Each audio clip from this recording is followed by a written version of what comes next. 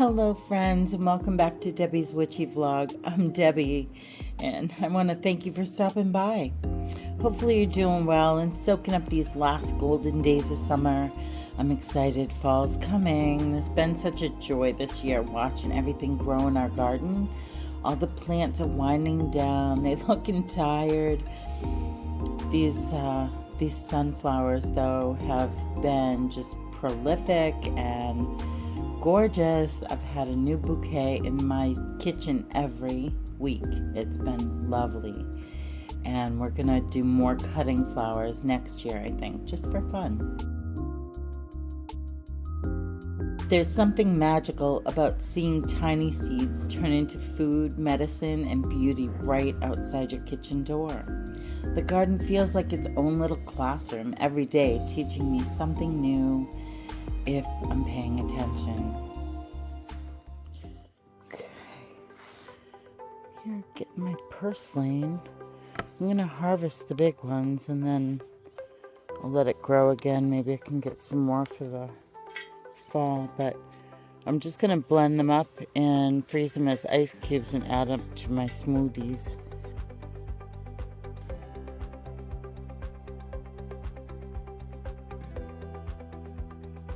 Oh my goodness, there's so many good things in this.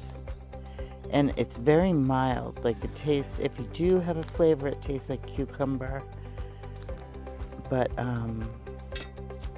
yeah, it's not very flavorful, really. You can put it, like cook it as a pot herb, like a spinach or something like that too. But I like it just raw in smoothies and salads. It has like a nice crunch to it too. And it's kind of mucilaginous. It's kind of weird. You know how okra is like kind of slimy? I don't like okra. But this is yummy. But yeah, this does the same thing. It gets like mucilaginous. That's a word. I don't know if it's a word. I think it's a word. Now that we're headed through September here in New Hampshire, the nights are turning chilly and you can feel autumn starting to stir. It's in the end of the breeze.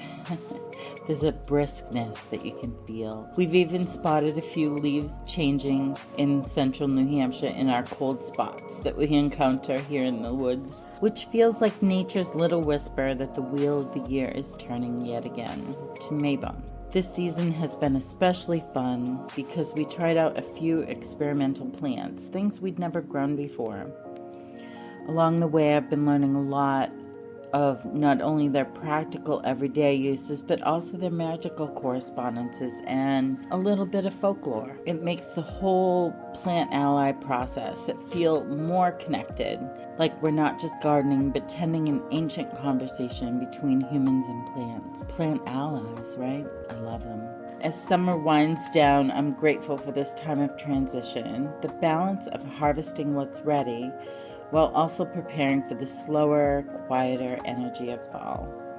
One of my favorite autumn rituals is making up a cup of tea and coming outside to sit near the garden with a new journal or good book, watching the leaves fall and just sit in the chilly breezes with a nice comfy sweatshirt on. The cooler weather is kinder to my fibromyalgia, and I'm looking forward to being active outdoors again before the cold winter arrives. One of our experimental plants this year was Borage. In the garden, it greets you with bright blue star-shaped flowers that bees absolutely love. It's a wonderful attractor plant. The nectar recharges every 2 minutes. It fills back up again to fill their little bellies. Mundanely, borage leaves and flowers can be eaten in salads or brewed in teas. It's long been used to cool inflammation, soothe fevers, bring courage in times of stress. It also works as a wonderful poultice for minor skin irritations. Just be sure to wrap it, because it does have little hairs like mullein that can stick in wounds. Magically, borage is an herb of bravery and cheer. Folklore tells us it was slipped into the drinks of knights before battle to give them heart and courage for the upcoming day. Talismans made with borage bring confidence, and tradition even says to stick a leaf in your shoe when you need a little boost. I've always bought dried courage for tea and magic work, but this year it was lovely to have fresh. The taste is very mild, like a sweet cucumber. We'll definitely be keeping it in our garden plans for next year. Another surprise volunteer was Purslane. It's humble, little succulent, but it's packed with nutrients, vitamins, minerals, and even omega-3s. The little leaves are delicious tossed into soups or salads. Purslane's mucilaginous qualities make it wonderful for digestive health, as a mild laxative, and soothing ulcers. It even works as a poultice for bug bites and abrasions with its cooling touch. Magically, Purslane is said to bring protection and prosperity. Folklore tells us it wards off evil and brings good luck if it grows by your door. You can even add it to anointing water to add a bit of luck and abundant growth to your spell, or even as floor wash. Caring for these plants makes me feel like I'm stepping into an older rhythm, a witchy rhythm, where tending, learning, and working with their energies is all part of the same dance, maybe like our ancestors used to do.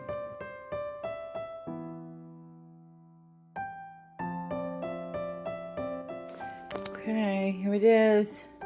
Healthy eating. This is Bob's. Bob's not going to eat the foliage, though. He doesn't want it. Yeah. And I went carbless.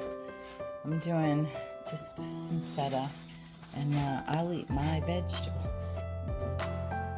As summer shifts into autumn here in New Hampshire, I'm carrying that sense of connection with me into the new season of fall, witnessing their demise, and with it bringing new hope for new growing season next year by saving their seeds and remembering their promise. Thank you so much for stopping by to learn a bit more about these plant allies, and until next time, I'm wishing you all many blessings. Bye, friends.